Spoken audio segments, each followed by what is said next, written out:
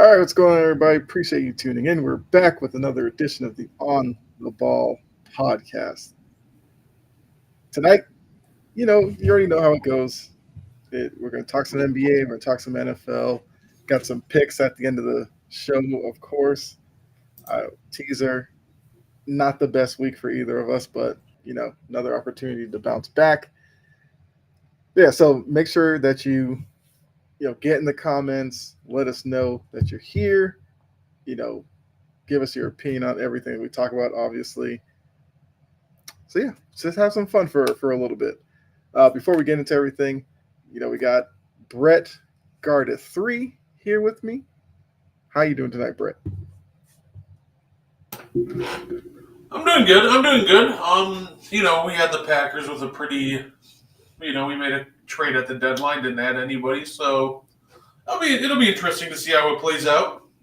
Mm-hmm. All right. Yeah.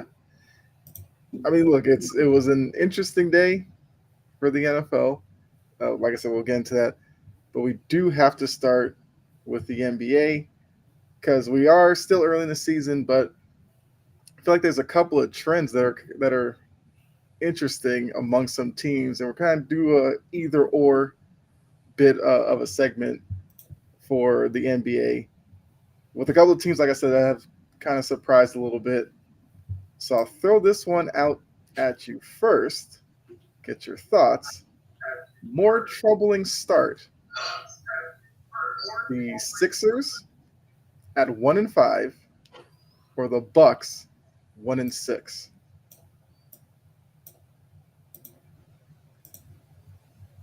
I really think. Oh, the answer is Milwaukee, right? Like I wish it wasn't. Being a big Bucks guy, but Milwaukee's the more troubling team right now. Understandably so. The six losses in a row is not something I don't think anybody expected. Mm-hmm.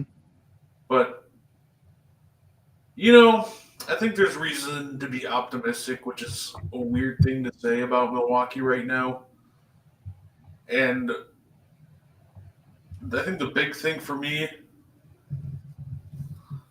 is starting out 1-6 these last two games. Something has actually happened, which is kind of great, and Mm-hmm. that is Doc Rivers playing the young guys. So that has happened the last two games, and I don't think it's a coincidence that we've looked at our absolute best when we added in those young legs the last two games. So honestly, if it took 1-6 to realize for Doc to realize that these young cats need to get run, Mm-hmm. then it's a sacrifice I'm willing to make. But we'll see if this continues on any longer. Then I might start getting concerned. But at the end of the day, the East right now only has two teams that are over 500. Right now, we're still only 2.5 games out of the three seed. So I think that's fair. You know, I don't know. Like both teams are, I guess, concerning for their own reasons, but it's still early enough that they can turn it around. Like I said, the Bucks have had their issues with seemingly like rotation, and I feel like some people still think the pairing with Lillard and Giannis are trying to figure each other out. I mean, I will say I wasn't necessarily the biggest believer in that duo, but there's no denying the skill of each player. So you obviously have reasons to believe that they can get it turned around. The Sixers, when we knew that Embiid wasn't going to start the season, we knew that Paul George got hurt in the preseason. I feel like a slow start for the Sixers was understood that it was possible. We do know we also learned today about Joel Embiid with a 3-game suspension, which I mean that's a whole other topic, I guess, if you wanted to get into that. But I mean, yeah, for both teams, and their fan bases, I don't know, with the being an 82 game season, a lot can happen. Like all it would take for each team is like one really good week, and the record would look much better. I guess I might say more troubling. Yeah, I probably would go with the Bucks Well, because the age of the roster, some of the guys on there, I think it's nice that Doc is willing to play some of the young players, but I still don't like some of the pieces on the roster. Like, Brooke Lopez and some of these guys who have been obviously pillars for the Bucks for several years. I worry that the deeper we get into the season, the more we might see that maybe they should have moved on from some of them. I still like the Sixers with Maxey. Obviously, when Embiid gets back, you figure the style of play gets a little better. Obviously, Paul George needs to get back. So there's issues with both, but I kind of agree with you with the Bucks right now. But we'll see if they're trending in the right direction. Okay, next one.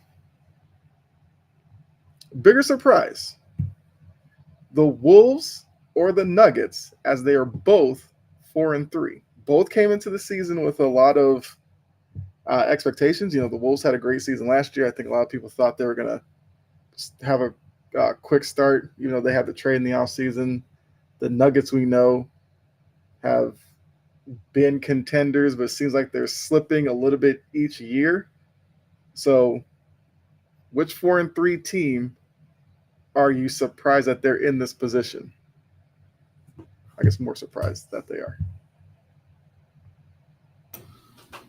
I think my bigger surprise between those two is I want to say it's the Nuggets, but it's not that, they're over 500, so I think I'm just more surprised just how bad they've looked when Jokic steps off the court. And, that's been an issue with Denver for a couple of years now, right? Just the non-Jokic minutes have absolutely killed them. But, it just looks exponentially worse this year. And we're talking about in years past, they're trotting out, whatever's left of the court.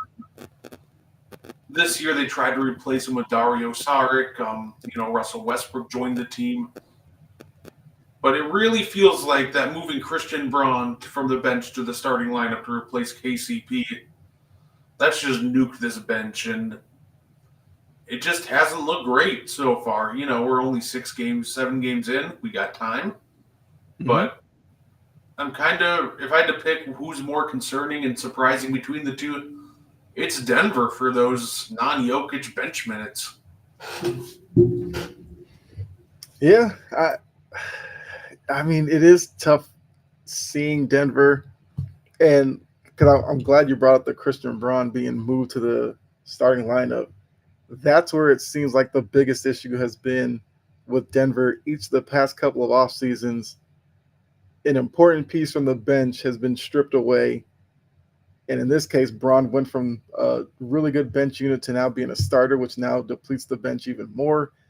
They've lost, like I said, KCP. They lost Brown. They lost, at a certain point, I feel like that's where we have to realize that's where the team has really taken a step back. And we also learned today what Aaron Gordon's going to miss significant time. I mean, look, it helps having Jokic. We know Jokic can make players better on the court, but I just don't know how much they're going to have available this year without making an in-season move, because you can't have Jokic play 48 minutes every night. He won't last. So they have to find a way to not necessarily win the minutes he's not on the court, stay level, or at least stay close, because you'll end up burning this guy out way too soon. The Wolves, look, they have the built-in kind of reasoning with the trade happening when it did, still trying to fit in those guys. So I think they'll be okay. But the Nuggets, I agree with you, are going to be interesting to watch as to whether or not they can figure it out and, I guess, be a top 4 team, which has to be their expectations going forward this season. Let's see. Got one more for you. Here we go. So more believable this time, the Knicks being a 500 team, or the Warriors, obviously they're not going have one loss the whole way, but the Warriors are now, I think, second in the West. So are we more to believe that the Knicks, will underachieve because a lot of people thought they were going to be top of the East, or the Warriors will overachieve?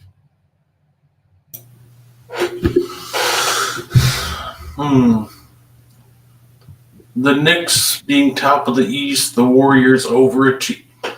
It's funny because I think the Warriors are going to do a lot better than what people think. I don't think they took as big as a step losing Clay as I think a lot of people think. Mm-hmm. Now, I do like the synergy between Steph Curry and Klay Thompson. Obviously, that is great. But the reality is, too, when it comes to, Klay Thompson is...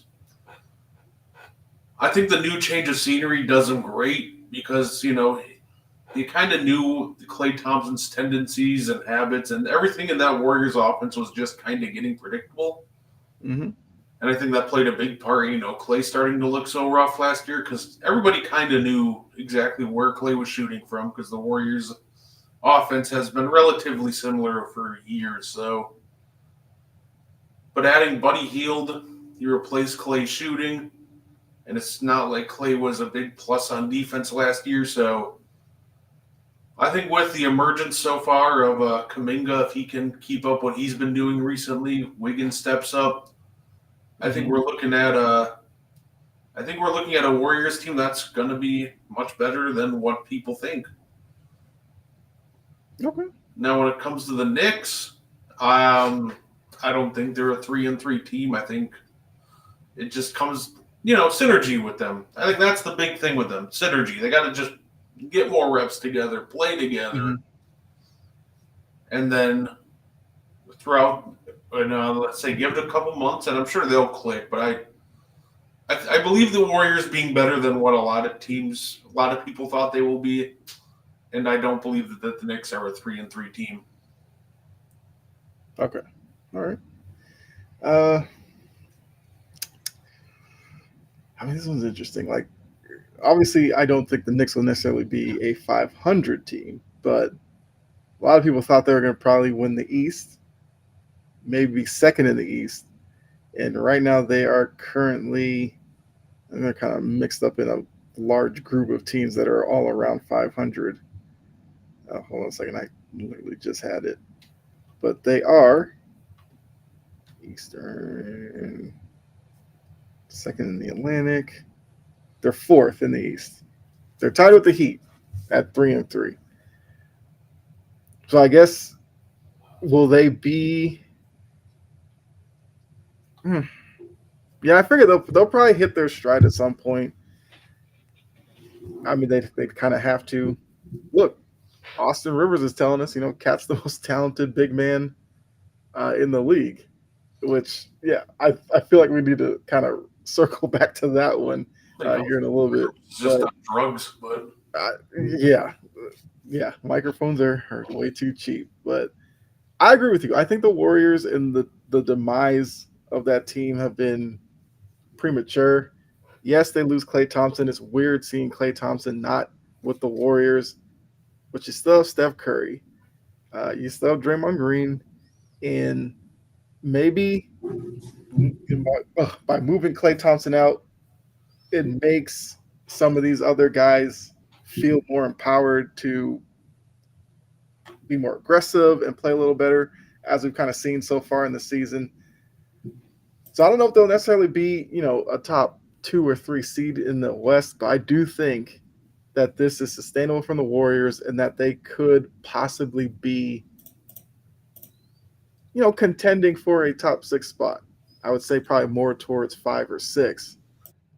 But yeah, I'll say that the Warriors are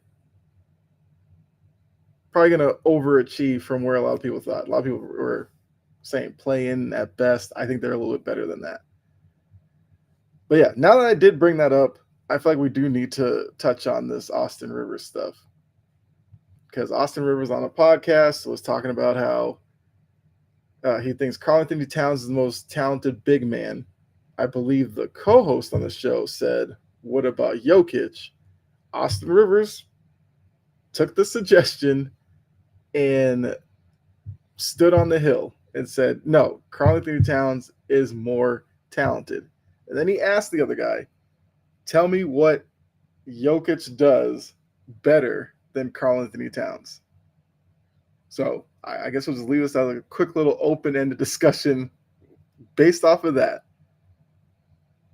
How crazy is Austin Rivers for saying Cat is more talented than Jokic? The answer to what does Jokic do better than Karl Anthony Towns is just play basketball, but there's one thing that Karl Anthony Towns is better on the court than Jokic, and that's shooting. Like, he's a better shooter than Jokic. I'll give him that. But to clarify, he's a better three-point shooter because Jokic, one of the reasons is so elite that he has insane touch around once you get him into that 10-foot area. The thing about Jokic too, he's a playoff riser. We've seen that. We've seen that multiple times. The only team he's really seemed to struggle with in the past couple of years is obviously the Timberwolves. When you have three centers that you can rotate on for 48 minutes, then yeah, you're going to wear him down. But even then, that Game 5 performance he had was absolutely special. I watched Karl Anthony Towns in that same playoff run. Ironically, one of those series being against Jokic and the Nuggets, just shrink more often than not. I think Karl Anthony Towns is talented. I don't think there's any denying that. But to say that Karl Anthony Towns is more talented and is better than Jokic is just the most brain-dead take in a minute. Because it's not like you can sit here and make the argument, well, Cat is league's better of a defender than Jokic. Like, Cat's not a great defender either. And if we start comparing offense, it's not close. It's Jokic. Whatever gap you think there is on defense between Cat and Jokic, if you want to say Cat's a better defender than Jokic, you probably have an argument. But there's zero argument for Cat to be even in the same realm of offense as Jokic.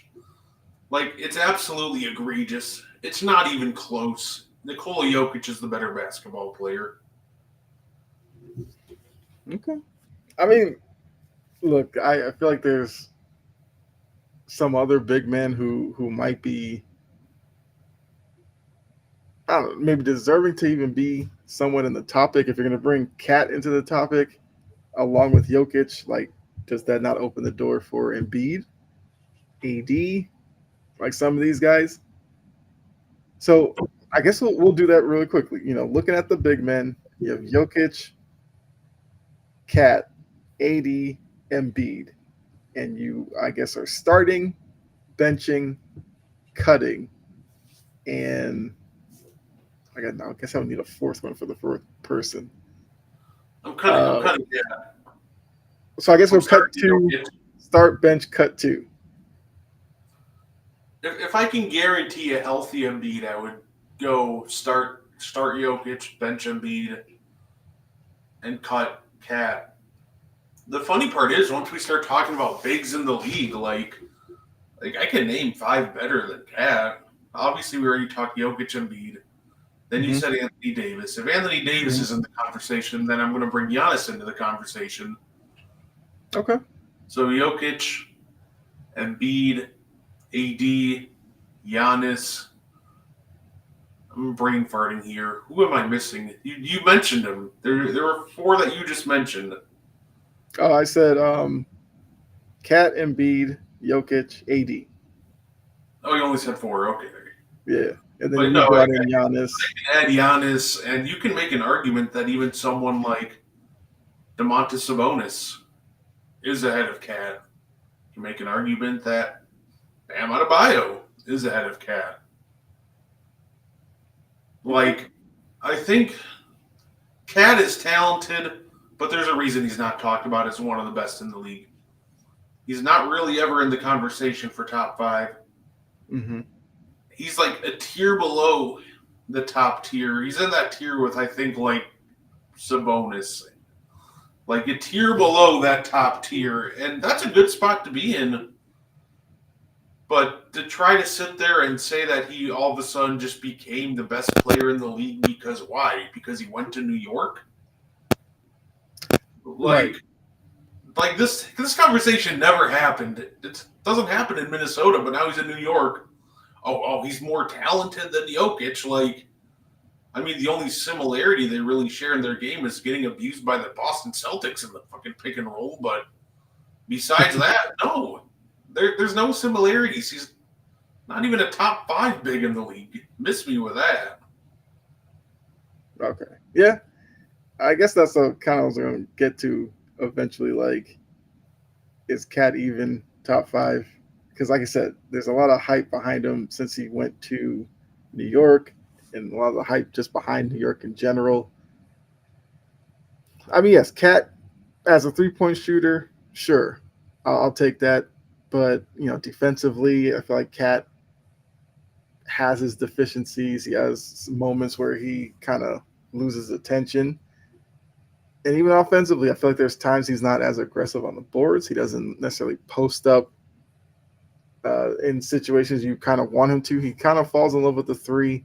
I actually think that takes away from his ability because he is a skilled big man, but it's like he limits himself because, as he said, he wants to be the best 3-point shooting big man of all time. I feel like he should probably strive to be a more all around big man, but Austin Rivers has said crazy things, so it may not even be the first time.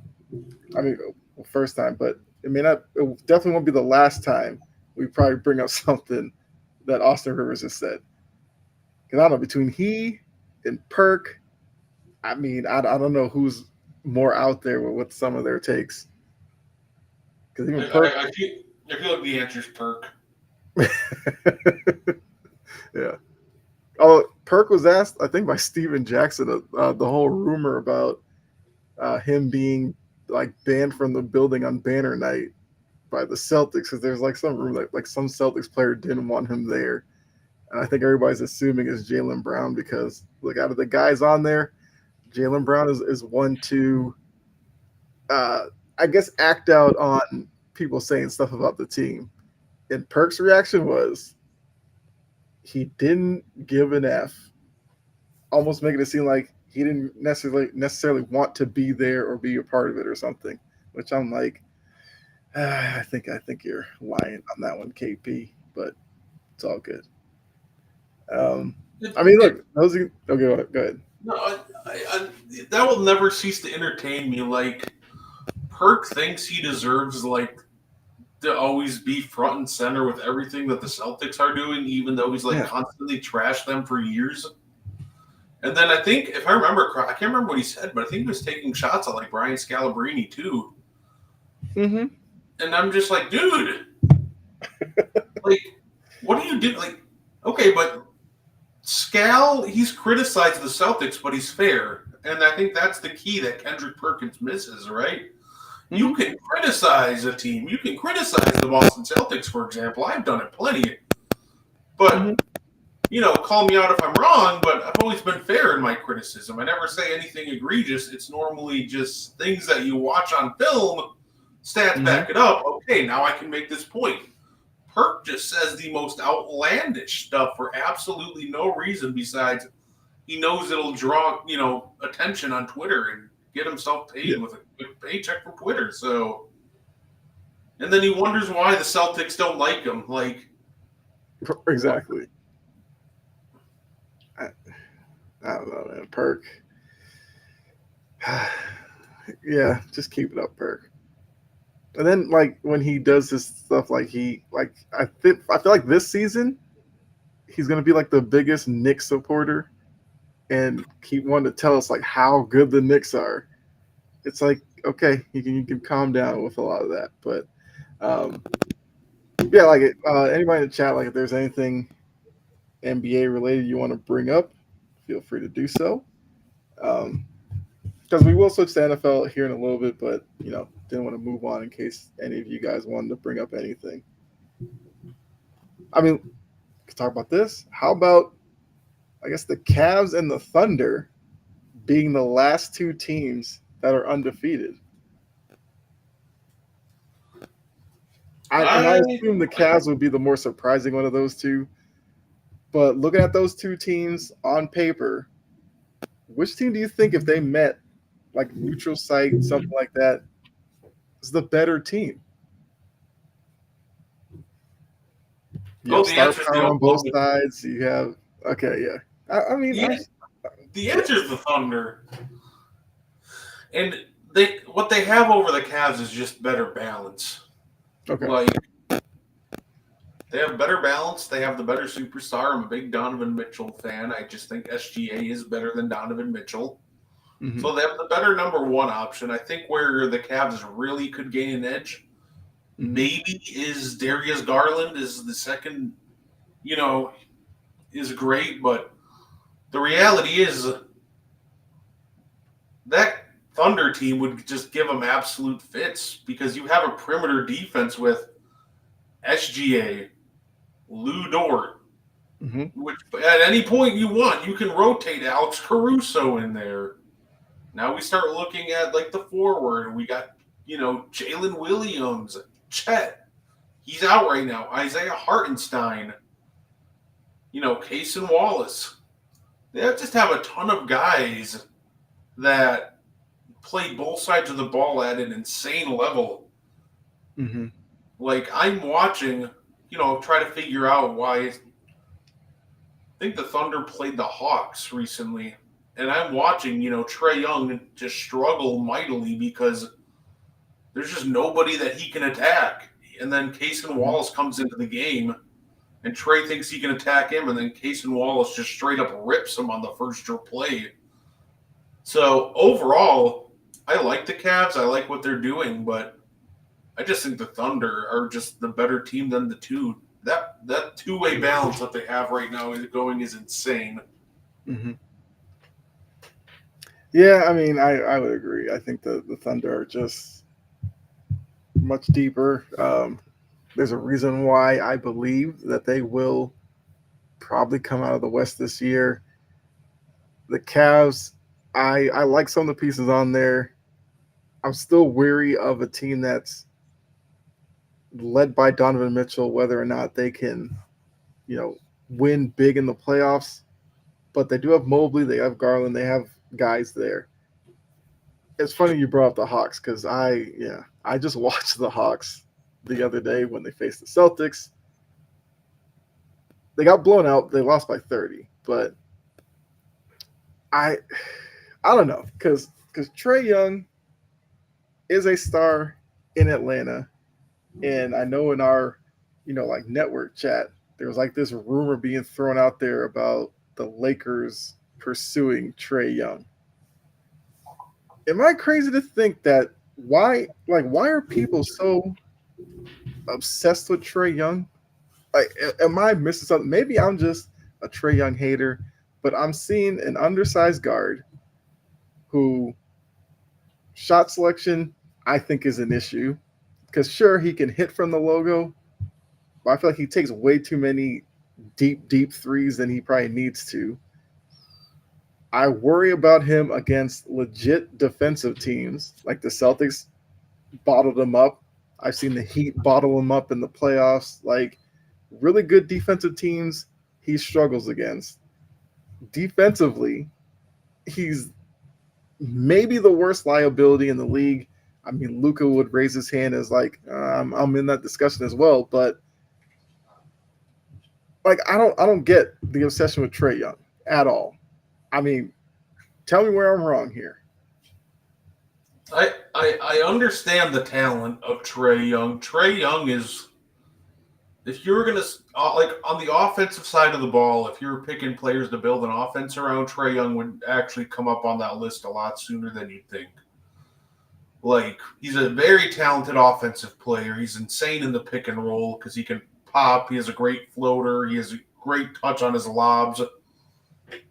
But when I look at if a player can play with other superstars, right, I don't necessarily look at what you can do with the ball in your hands.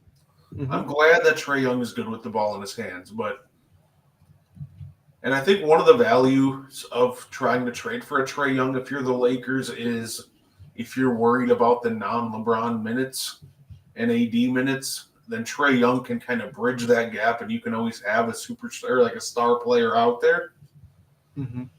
But here's the real concern for me for Trae Young, and this would be the biggest question mark I'd have, because even when he had like DeJounte Murray and other guys, trying to play with him,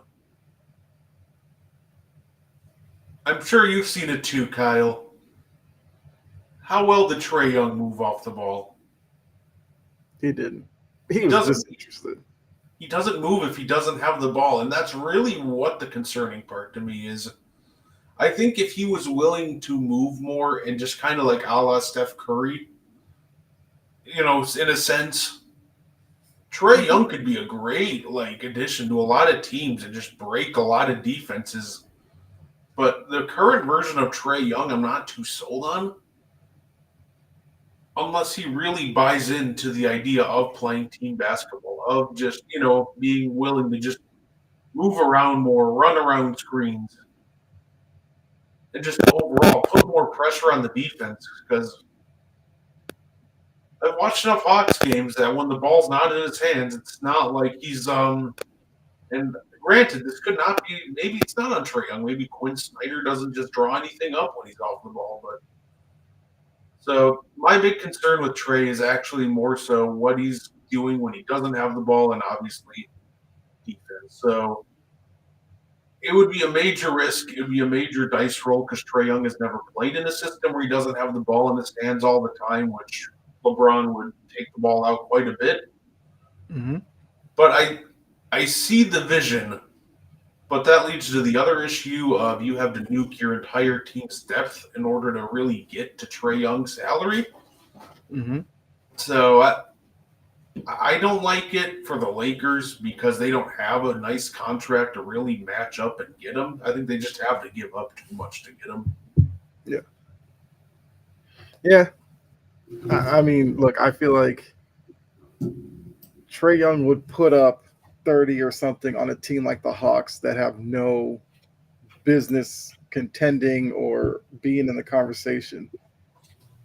Like you said, if he goes to a contending team, he's not going to be able to play the same way he does, and that's where I feel like that's where you see a lesser version of him.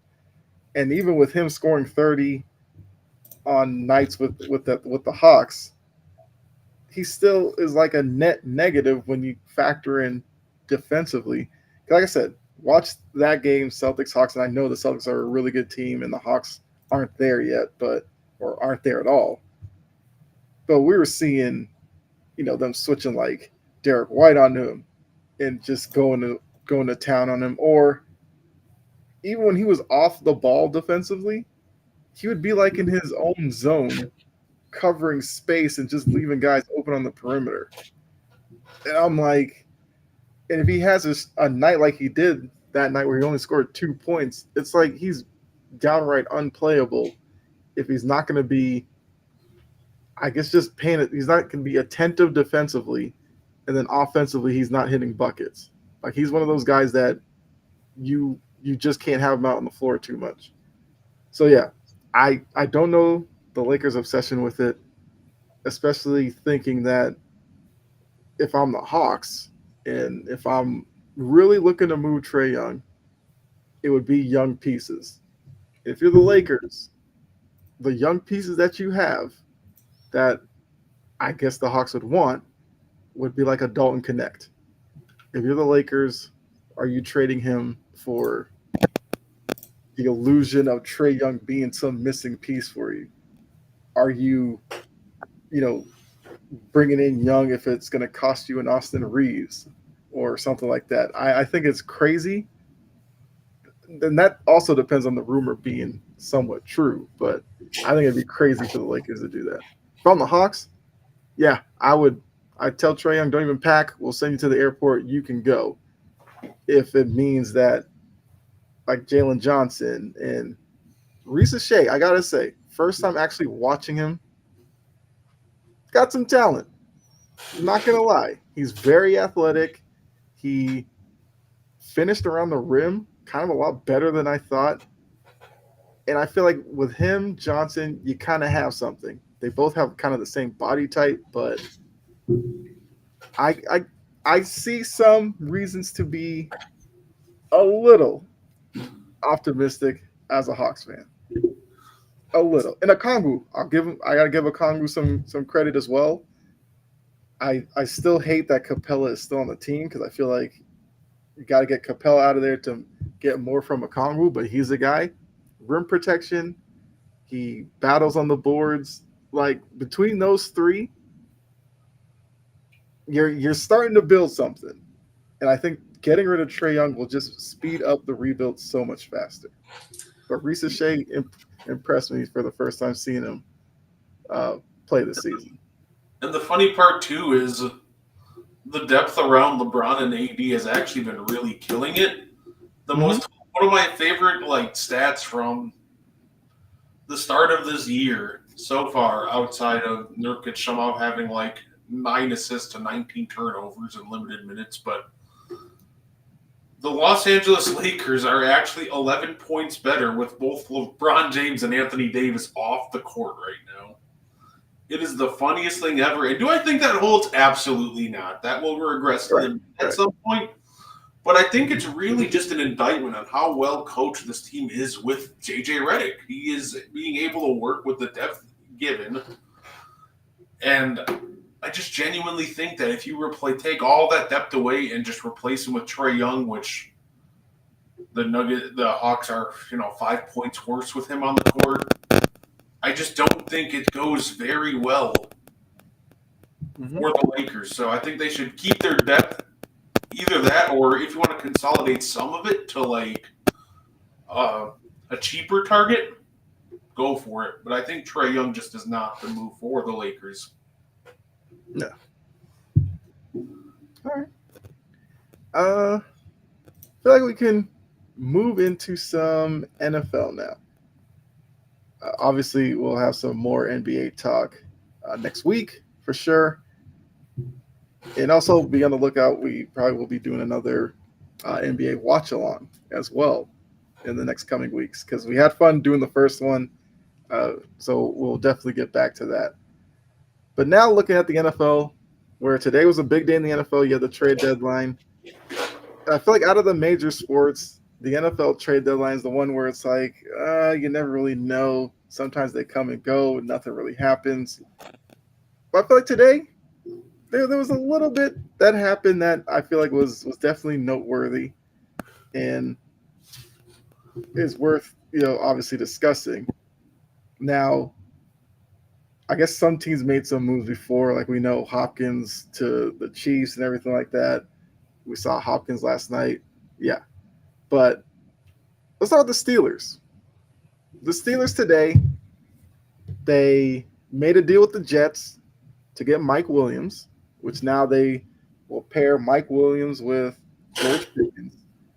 And then they made a trade with your team, with the Packers, bringing in Preston Smith to add to their pass rushing depth behind Highsmith and TJ Watt. So, looking at what the Steelers have done, do you think they've solidified themselves as they try to win that division with the Ravens right there? I guess the Bengals are somewhat lurking, but do you think the Steelers are the favorite in that division?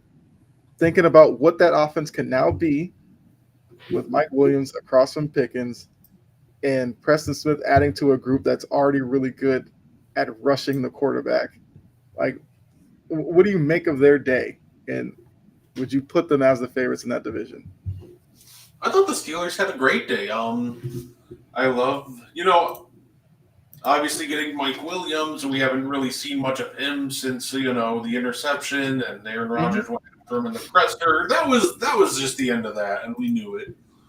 Getting him for cheap, that's good for the Steelers. I think he still has something to offer. I'm not going to say he has a lot to offer, and I don't even really think that he's a big needle mover. But if he can come in and just be a reliable third down target in that sense, I think it's a risk worth taking if you're the Steelers, especially since all you had to do was give a late round pick. Mhm. Preston Smith, I think that one's a good move. I think that we're looking at a situation where let's be real, TJ Watt does have an injury history. So if TJ Watt goes down, if Alex Highsmith goes down, you have a backup plan. I think it was a great move that was a great move. I like that better than the Mike Williams one for sure. I like Preston Smith. I think he still has a lot to contribute. I think we're just running into a situation where he doesn't fit the Packers scheme anymore. He is turning 32. He's getting older. His production has slipped. So I think he'll be a great veteran, like rotational piece. I just think his time in Green Bay just came to an end, and the Steelers jumped on it. Good for him. Yeah. Anthony, what's going on? Appreciate you jumping in the chat. We'll address your Cowboys version, your Cowboys comment here in a second, but he did say Mike Williams ain't it. And look, I feel like for Mike Williams, his only job is to do this. When Russ throws one of those majestic deep balls up there, can you go up and grab a few? Like that's all you are needed to do. We've seen Pickens do really well with Russ back there, and Russ will give Mike Williams opportunities. Just make catches. Just make a few of those, like back shoulder type stuff. That's all you got to do. I'm not going to say that Mike Williams is going to turn into some, I mean, half the season's gone, but like he's not like some 1,000 or 1,500 yard receiver.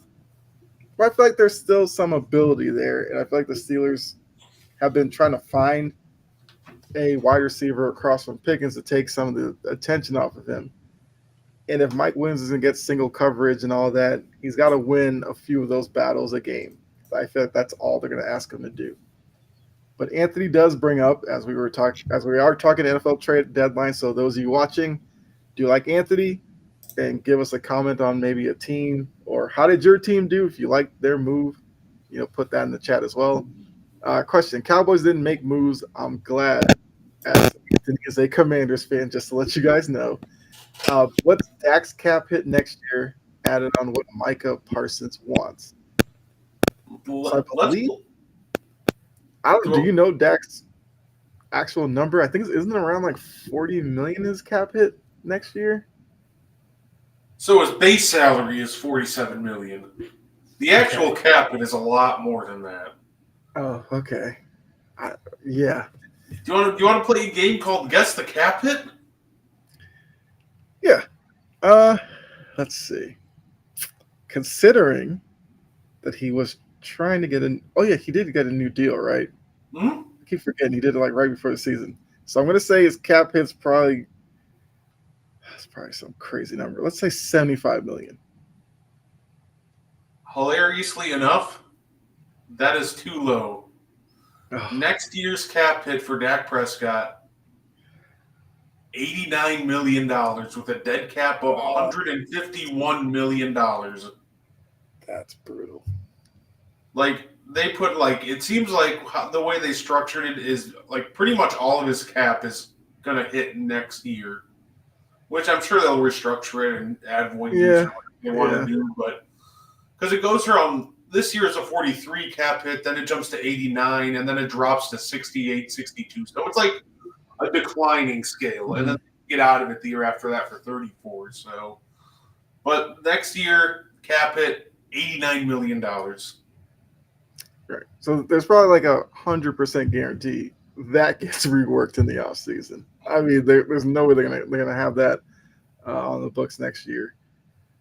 I mean, yes, we know Parsons needs a new deal. Now, Anthony, you did say the Cowboys didn't make any moves. They got Jonathan Mingo. Okay, respect the Jonathan Mingo move. No, he's out of suburbia with Carolina. He's going to this great opportunity in Dallas, where Dak is now on IR, or will apparently be on IR. He'll be catching passes from Cooper Rush, Bryce Young, Cooper Rush. The land of opportunity in Dallas. I refuse to respect the Jonathan Mingo move. That was arguably I saw that they traded for Jonathan Mingo, and I'm like, Yeah. okay, if you gave up like a seventh, like 2 years from now, it's probably fine. Jonathan Mingo's pretty bad, so. Mm-hmm. And then I see Jerry Jones give up a fourth, and I'm like, how? How did you convince him? A fourth? This is the same guy I watched play the floor is lava and jump 7 yards out of bounds trying to catch a Bryce Young, which it wasn't a great thrown football, but any decent receiver knows how to, slow up and try to toe tap. This man just straight up played the floor is lava. He has underperformed in Carolina, and now I'm supposed to sit there and expect that something's going to change going to Dallas? Yeah. This is a terrible move by Jerry Jones. Well, Jerry, because I was watching First Take, and Jerry was doing his normal thing. I think he was on the radio, and he teased it by saying they were going to look for a wide receiver because they were talking about how CeeDee Lamb has a sprained AC joint in his shoulder. So he said, CeeDee, I think he said he expects CeeDee to play next week, but he said that they're looking at acquiring a wide receiver they liked in the draft. And everybody was like, that could be anybody. Like, there's plenty of drafts. Was it this past draft or whatever? Yeah, I think it was Dan Graziano, like, literally turned to the camera. Was like, I don't know, maybe Jonathan Mingo. And it was like 15 minutes later, Schefter puts up there, they're acquiring Jonathan Mingo. And I was like, okay, Graziano, I see you with your little Woj bomb self. So, yeah, look, this is a move Jerry wanted. He teased it. He said they're not going to sell, they're going to buy. Jerry needs to let the season go. Yeah. He's play like, sure, we're bad now, but it's going to get better as Micah comes back. And now you're throwing Jonathan Mingo. You got Zeke, who I'm starting to question if Zeke wants to play football anymore because now the Cowboys are like, oh, he's missing meetings. He's missing this and that, which is why he didn't travel to Atlanta. And it's like this whole thing's crumbling.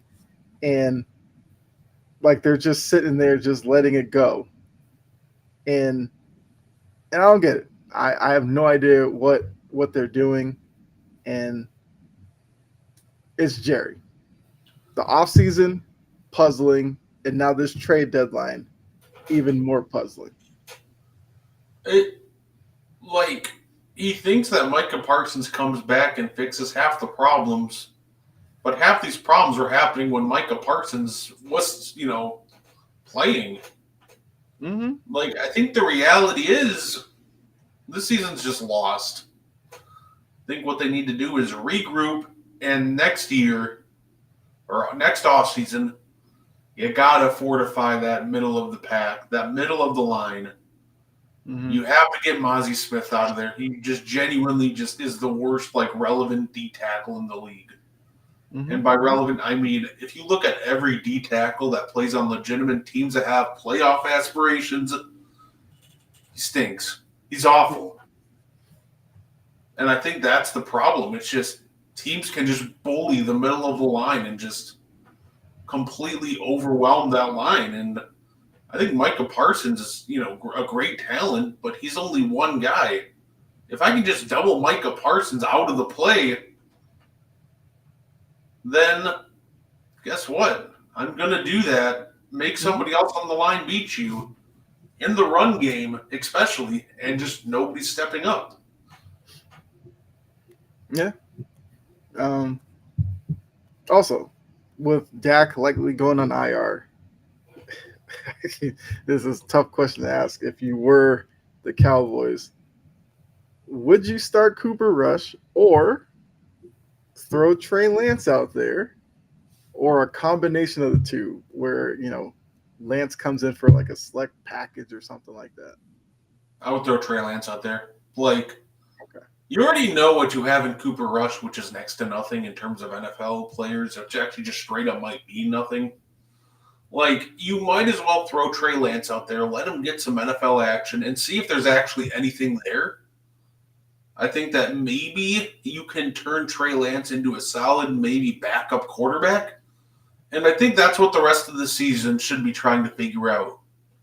Okay, who's going to be our backup quarterback next year? And I think that could be Trey Lance. I don't think he's a starter in this league, but I think you give him the chance to prove that, hey, I might not be a starter, but I can play. I can come in relief and help your team. So I would go with Trey Lance here. And I think he's just more talented than Cooper Rush, which isn't necessarily saying much, but Right.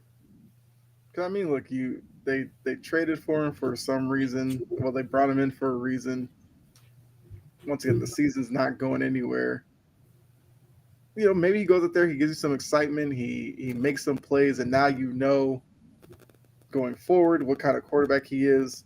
And if there was a time where maybe you wanted to move on from Dak, like he's somebody that you could, turn around and let him, I don't know, develop something with Lamb and some of these guys. So I agree with you. I would go with Lance. Part of me thinks Jerry's going to be like, you play Cooper Rush, we're going to win some games. They probably lose all 4 or 5 while Dak is out. So, yeah.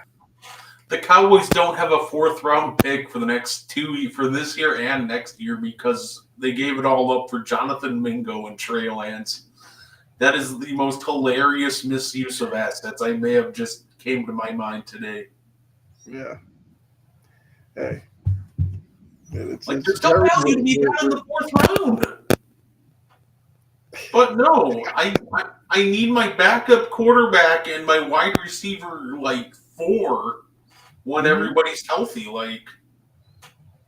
Jerry Jones needs to get a real GM. I'm going to put that out there. We know that's not going to happen. Yeah, I know. But it's killing his own team. Exactly. But, not to turn into a Cowboys show. Looking at some other moves that happened. I know the Lions, who lost Hutchinson, needed a pass rusher. They go out and get Zadarius Smith. We just talked about Preston Smith. They went and got Zadarius Smith from the Browns to bring in. You as a Packers fan, how'd that make you feel? Were you worried to see that they went out and got a pass rusher? I wasn't worried because I expected it. I didn't expect the Lions to sit on their hands, especially with Hutch missing the rest of the year. I think I heard there's a slight chance he comes back if they make a run all the way to the Super Bowl. But overall, they needed to find somebody that could replace some of what Hutchinson does. You're not going to find somebody as good as Hutch, but they at least got somebody who could, is still great at rushing the passer in Zadarius Smith. Mm-hmm. So I do like the moves from the Lions' perspective. I'm not a big Zadarius Smith fan, but that's also because he spited Green Bay on the way out. But overall, from a completely unbiased standpoint, I like the moves here from the Lions. They needed somebody to replace Aiden, and I think this is as good as you're going to get with with who is available. Yeah, I mean, I feel like I agree with that. And they had a need. They went to a team that's struggling, plucked a guy from there that can fill that need. I can't hate it. Detroit's playing really well right now. With what's going on in Detroit, he may pop up there and roll back the clock and become a force on that defense. I have one more move to talk about. The Ravens. The Ravens have had their issues with the secondary. They go out and get Tre'Davious White from the Rams. I mean, what do you make of this one? We know Tre'Davious White has had some injury issues. The latter years in Buffalo, he was with the Rams. He doesn't have any interceptions. I believe he's ranked 178th amongst corners according to PFF, depending on whether you believe in that or not. So how much does this move the needle for you, the Ravens bringing in Tre'Davious White? I mean, I don't think it moves the needle much. I think, we all know that Tre'Davious White is, immensely talented, but unfortunately he just suffered too many leg injuries, and now you're really seeing it. I don't think that Tre'Davious White necessarily is an elite cover corner anymore. But that being said, I think he could help the Ravens as long as they don't ask him to do too much. They have Marlon Humphrey to cover number ones. And I think if you had asked Tre'Davious to just kind of play, more of a zone and maybe just cover some of the weaker, mainly probably throw him on number threes and, some of the weaker number twos. And I think he can produce. I think this will be a positive for them. But if some people are expecting some massive impact from him, I don't think it makes that big of an impact, but I think it does help them. Yeah, I'm not expecting much from him either. I guess he's a guy you could throw out there. He's got more experience than maybe some guys in the secondary, but I still think their secondary is an issue. I think there's a kind of second level issue in terms of their linebackers and coverage as well. So I don't think it's much impact, but crazier things have happened. Anthony, I did say one more move and said the Ravens, but I was going to touch on the Commanders because I do know that you were in here. The Commanders, another team that was looking for secondary help. They went out and got Marshawn Lattimore from New Orleans. Does this do anything for you? Because we've seen the Commanders as a 7-2 team beating expectations by a mile this year. The offense has really been humming with Jaden Daniels, Terry McLaurin, and those guys. I feel like the question's always been, will their defense be good enough? Even though past few weeks, I feel like the defense has stepped up a lot more. But now you're throwing in Marshawn Lattimore. What do you think this can do for the Commander secondary? Now, once again, he doesn't have any interceptions on the year either. But we know he's a talented guy. And it could be a situation of getting him out of New Orleans. Maybe he starts playing better. But, did this move the needle for you? Yes, it does, actually. This one I think really does because it moves Benjamin St-Juste out of the cornerback one role. I think the kid's, I think he's talented, but he's not cornerback one. Mm-hmm. I think Marshawn Lattimore still is cornerback one. You can tell he's sticking to guys like glue. It's almost like the mark of a good corner is when they're consistently playing and they don't have interceptions because nobody wants to target them.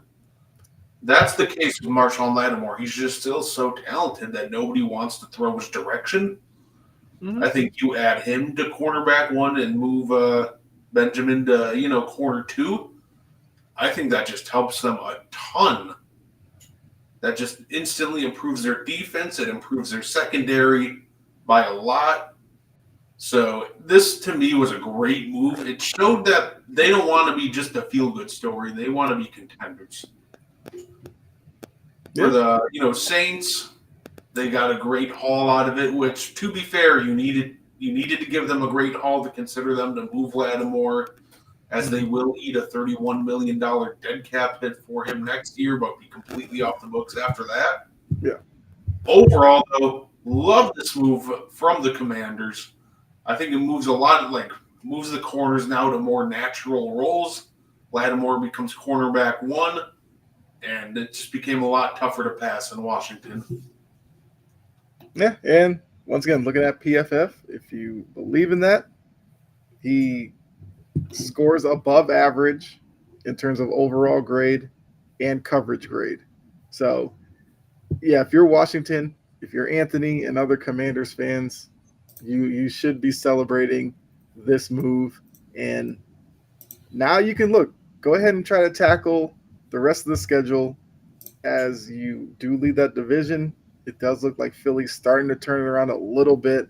The Cowboys we just talked about, the Giants. Yeah, we already know what's going on in New York. So the season of surprise for Washington could turn into a division title. That's crazy to think about. Yeah. They attacked their starting biggest a rookie quarterback. Like, to me, there was really not a bigger need in Washington than secondary, and they addressed it big time. Well, Anthony says he would have liked to get a wide receiver. I mean, sure, but I feel like that cornerback was a bigger, need than wide receiver for the Commanders. That's at least my opinion. He's a bigger Commanders fan than I am, obviously, so he's watched them more, so maybe I'm off base with something, but overall, I think cornerback was just the much bigger need. But you can never have too much depth at receiver, so I get wanting to ask for wanting more receiver depth. Yeah. I mean, look, you got Terry McLaurin. I feel like you can obviously look. It hasn't hurt them so far. Like they're still 7-2.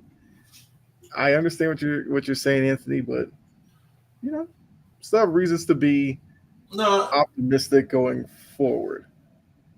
I mean, the Jahan Dotson move before the season I thought was a little odd, but like I said, hasn't hurt them so far this year. No, and I think the big key to that is just Terry McLaurin is drawing so much attention that guys like Noah Brown and Olamide Zaccheaus, mm-hmm. they're efficient with their targets, and that's huge. Because to me, this is insane, right? So Noah Brown's been targeted 31 times, 22 receptions. We're looking at Zaccheaus with 28 targets, 21 receptions. Dyami Brown, 14 targets, 11 receptions. Luke McCaffrey, 14 targets, 12 receptions. Terry McLaurin is obviously taking a bulk of the coverage, but, your number 2 through 4 guys, they've been great at just not wasting opportunities, coming down with catches, just taking advantage in general of all this attention that McLaurin's dragging. So I'll give credit, too, to the young guys in Washington for stepping up. Yeah, absolutely. And look, Jayden Daniels has been really good decision making so far. So Anthony, if I were you, just hope for that to continue. The offense will still score, I think. But let's say worst case scenario next year, maybe draft another young guy to grow with Jayden Daniels. The future is definitely bright in Washington. All right. I feel like, look, talk the NFL trade deadline. Might as well get into some picks because it's already week 10. Yeah, it's week 10 already. It's moving along. But I'm going to sit here and show you guys where we are. Hold on. Bring that up. There we go. NFL picks. Let's share the screen really quickly. Here we go. I'm happy that the Packers have a bye week this week. Take a week to heal Jordan Love and get everything all squared away. Yeah. It's just frustrating. Like, all of our losses are just the most self-inflicted things ever. Like, Lions missed field goal, a lot of, we had 6 drop passes. I think 4 of them would have, extended drives. The pick 6. The Packers right now, his biggest issue is they just keep making stupid mistakes and getting in their own way. And we can just figure out almost like the mental side of that, just somehow get through those errors, then I think that's when we truly just emerge as a more, elite team in the league. Let's see. All right. It's got that same error about sharing the screen, so I'll just make it work again. So we both took the Texans +2 against the Jets. Failed miserably on that one. We have the Colts and Vikings. You had the Colts +5. I had the Vikings -5. The Vikings ended up covering. We both lost out on the Chiefs -8.5 against the Bucks. You lost with your Packers +3.5. I won with Patriots +3.5 as they lost by a field goal. And once again, Commanders came through for you -3.5. And I lost out on the Bills -6. So you went 1-4 last week.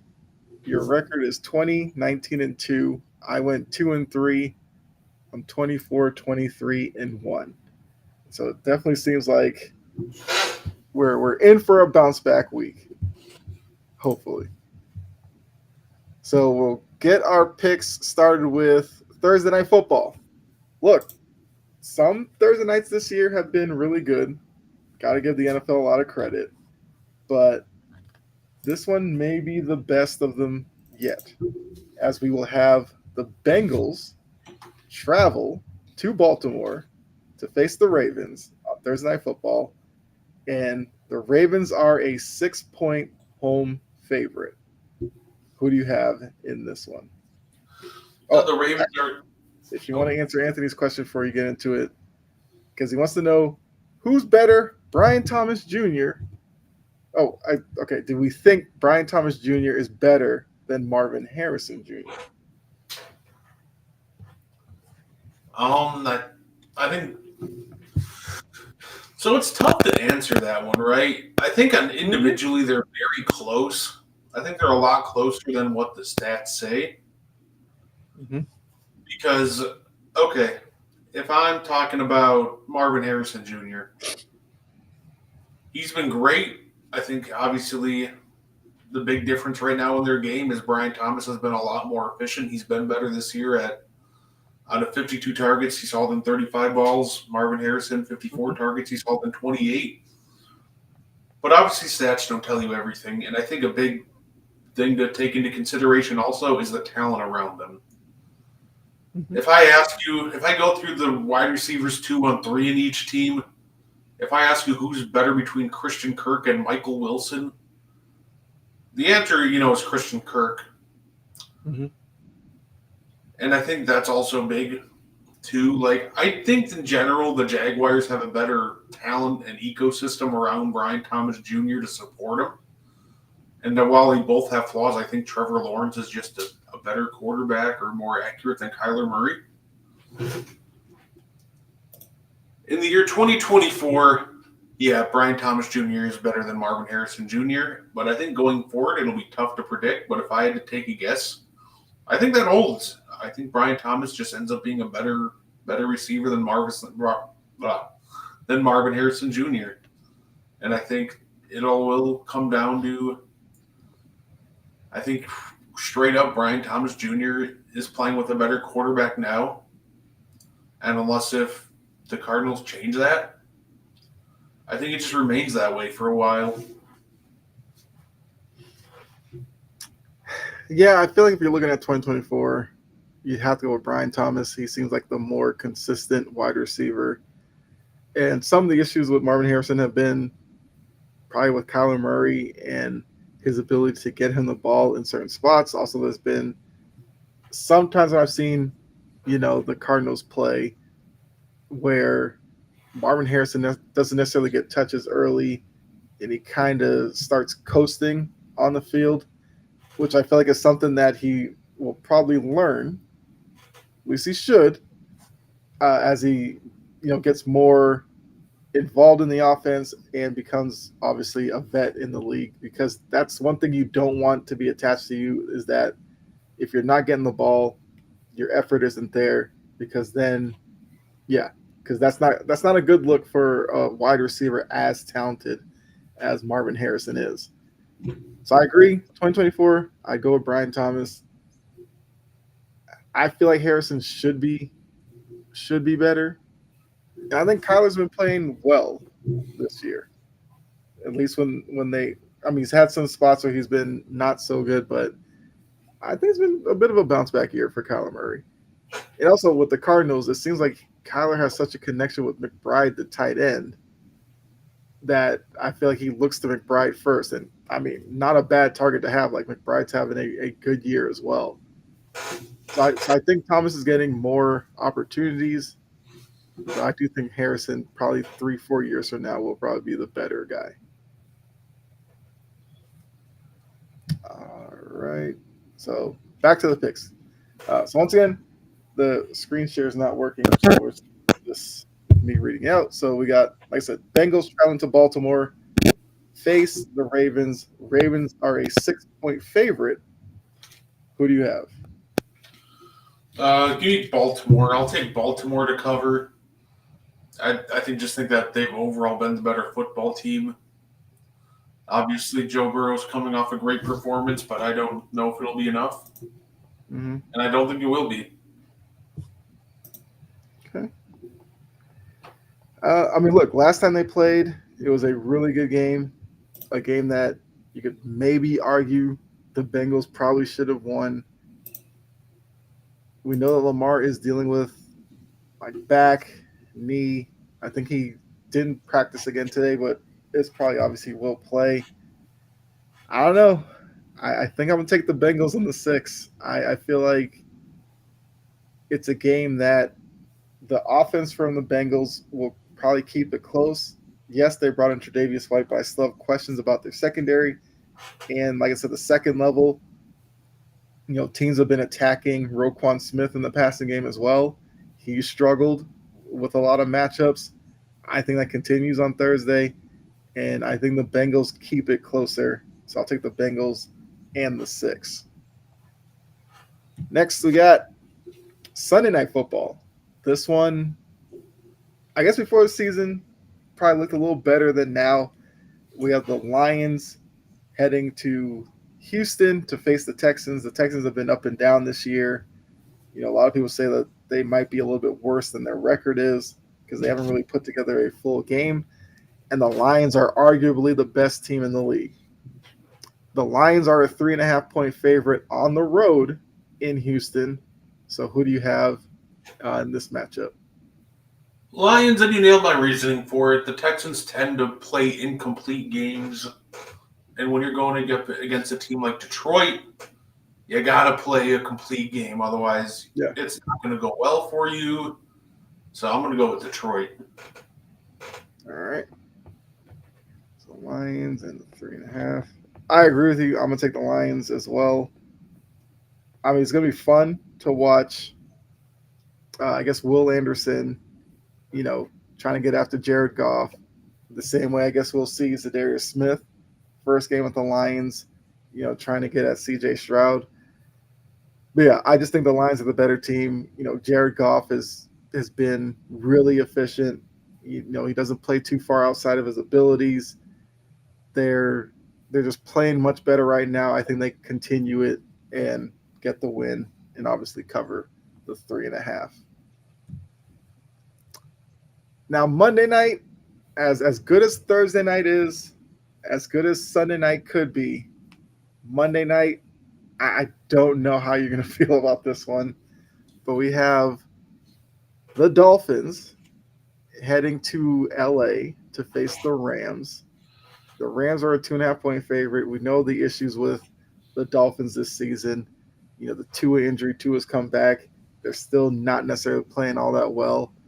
The Rams seemingly have like some new energy with Kupp and Puka coming back, although Puka's like banged up. So who do you have in this one? Give me the Rams as long as Puka doesn't punch anybody in the face. I've been out on the Dolphins for a while now. I'm not a big Dolphins guy. I think they're very gettable, and I think that the Rams are going to take care of business on Monday night. Yeah, I agree for all those reasons. Like, give me the Rams all day, every day. And interesting enough, like that NFC West, which I feel like early in the season it seemed like the Seahawks, because the Niners had their issues, the Rams had issues, the Cardinals were just the unknown. You thought the Seahawks might run away with that division.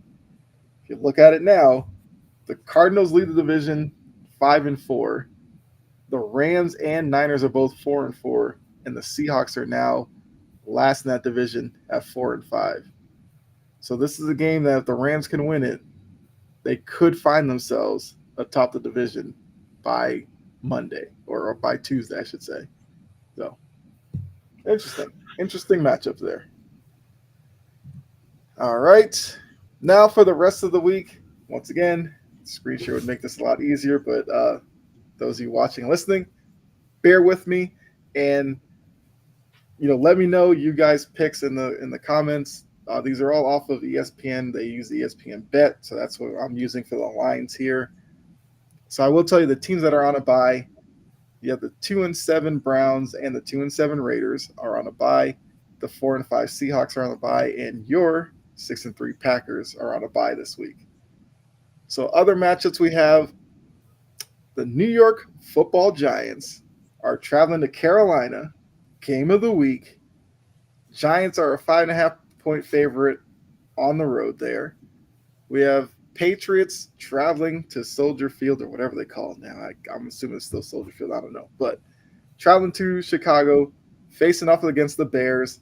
Caleb Williams and the Bears are a 6-point favorite in that matchup. We have the Bills as a 4-point favorite as they travel on the road to face Joe Flacco and the Colts in Indy.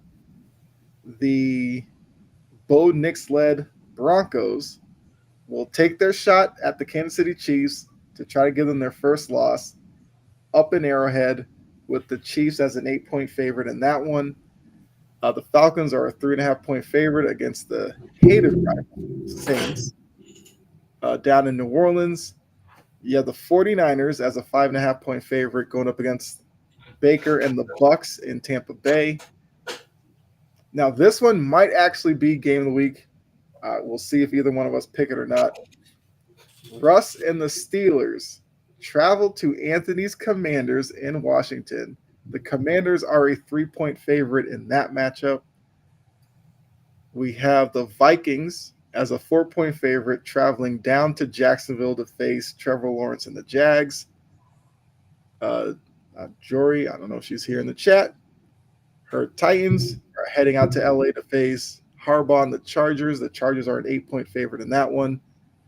The Eagles are a 7-point favorite as they face Jerry Jones's Dallas Cowboys in Dallas. And then we have Aaron Rodgers and the Jets facing off against Kyler Murray and the Cardinals out in Arizona. The Cardinals are a 1.5 favorite in that one. So those are the lines. If you're new to the show, we picked all the primetime games. So now we will pick our favorite pick of the week in our underdog of the week. So, Brett, where do you want to go with this? And if it's a line you need me to repeat, I can definitely go ahead and do that. Lock of the week, give me the Eagles over the Cowboys. I think that the Eagles should slaughter Cooper Rush. It shouldn't or Trey Lance. It shouldn't even be close. Mm-hmm. Upset of the week, that one's a little tougher, right? Like, there's so many great lines to go. I'm gonna go with the Jets over the Cardinals. Okay. It was either that or going Chiefs win, but the Broncos cover, since the Broncos always play the Chiefs tough. Mm-hmm. And it seems like the Chiefs just struggle to cover. I've noticed that. I don't know what it is, especially ones with like 8.5. There's always like a backdoor cover, but yeah. Okay. Those are two good picks there.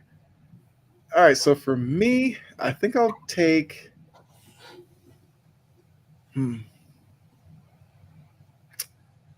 So for my favorite, I'll go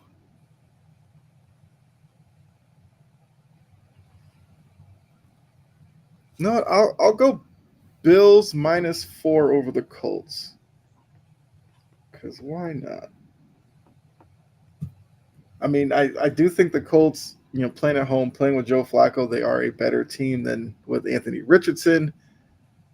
But I feel like this is a game that the Bills should win, as Josh Allen and that team have been playing really well so far. The Bills seem to be in the driver's seat in that division. Like, this is a game that they can put some more distance, and just get that much closer to clinching it. I mean, 4, I think it's a good number. Yeah, I'll stick with that one. I think the Bills should be able to win that one by 4. But knowing my luck, Joe Flacco will probably have some miraculous late game heroics, and they pull that one out, and I'll look foolish here next week. But I'll stick with that. Now, underdog. Like you said, there's a couple that definitely scream out to me that I could go with. because mentioned the Chiefs struggle to cover. The Broncos have played much better than I've expected so far. I could go with my Patriots against the Bears. Drake May is making uh, lemonade with lemons, I guess. I don't know. I mean, I'm not going to disrespect the whole team, say they're lemons, but like Drake May is making things work. We've seen Caleb Williams and the Bears struggle. I could go there. Not going to lie, Anthony, you might want to cover yours for this one. I could see the Steelers go into Washington and beat that Commanders team, only because that team is just playing. The Steelers are playing very confident right now. But I can't pick that one because I like both teams so much right now. It would be a Falcons thing to struggle against the Saints in New Orleans because they normally do. But the Saints are kind of a hot mess. You know what? I'll take my Patriots. I'll take the Patriots +6 against the Bears. I think that's a great pick. Yeah. Say Bears seem to be apart. Yeah, and I feel like this would be a good week probably for the Patriots to go in there, take advantage of that, and cover the 6. If not, win it outright. I don't know. All right, so those are our picks. Just to let you guys know once again, for Thursday Night Football, Brett and I are split. Brett's got the Ravens -6. I've got the Bengals +6. We're both taking the Lions in the Sunday night matchup over the Texans, and we're both taking the Rams over the Dolphins -2.5 against the Dolphins on Monday night. Your favorite pick, you have the Eagles -7 at the Cowboys. I've got the Bills -4 at the Colts. And then your underdog pick, you've got the Jets +1.5 at the Cardinals. And I'm taking the Pats +6 at the Bears. So those are our picks. I guess anybody in the chat, if you wanted to throw out a pick yourself, feel free to do so. If you think one of our picks are crazy, you can definitely let us know as well. I feel like we got a couple of minutes left in the show. So, if anybody in the chat wants to bring up something that we may have missed, feel free to do so. If not, I guess we'll look to get out of here. Brett, if there's anything you want to plug, feel free to do so right now. Let them know where they can find you next. The floor is yours. You can find me next in 27 minutes at 8 p.m. Central. I'm going to be on the Meaty Boys podcast. We actually have a special guest this week, the inaugural Fountain City Pro champion, Camaro Jackson. Fountain City Pro was founded by someone Kyle and I know very well, our good buddy Chase. Yeah. So definitely check that out. I'm super hyped. I can't wait. This is my first ever interview with an actual wrestler. So nice. It's exciting. I'm not going to lie. I'm a little bit I got butterflies. It's a good nervous though. So I'm definitely looking forward to that. Yeah. Look, those, because I did one, I guess back when we had New Breed, and I did one for the high school kid, and I was feeling the same way. I was kind of nervous doing first interview. It's just, just having a conversation. You two have something in common, obviously, with wrestling. I feel like you'll be all right. That's just think about it that way. You're just sitting around talking wrestling with somebody. I think you'll be fine. So, like Brett said, make sure you guys go check that out as he's going to interview an actual wrestler. Maybe have some questions for him to help him out. Go ahead and check that out. Yeah. Unless nobody in the chat wants to ask anything, it's all good. I guess we gave them as much as they could handle tonight. Right. But yeah, so make sure you check me out obviously on here at Integrity Sports Network. I will be back on here Thursday. Actually, Brett as well. Sideline will be on here, and then I'll be on Sports Banter as well later on Thursday night. Also Friday, Passion and Precision with Jory. And you can find me on my channel, Chopping at the Bit. Feel free to go over there, check out some of that content. And yeah, greatly appreciate it. So for Brett and myself, appreciate all of you for tuning in. Make sure you come back next week. Next week Tuesday, 7:15 ish. Might do a watch along. We'll have to look at the NBA schedule, see if the game interests us or not.